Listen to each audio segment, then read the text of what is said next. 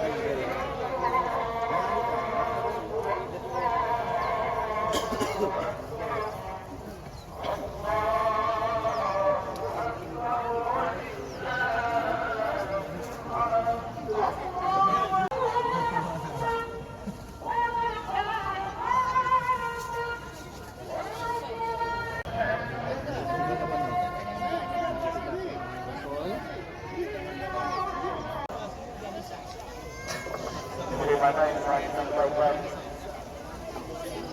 oleh pemimpin semua kita yang berkuasa bahwa saya ada di lingkaran ketiga tidak akan dilaksanakan pada pukul 7.30 yang pertama akan dilakukan yaitu Bapak Ketua Haji Syahidul Akbar Quran, kemudian juga Ustaz Iswar Muhammad ini.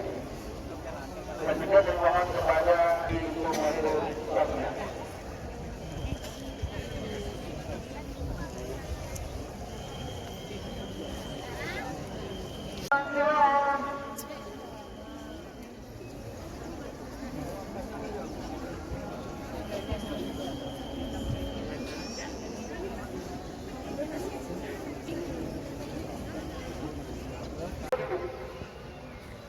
وكفى بالله شهيدا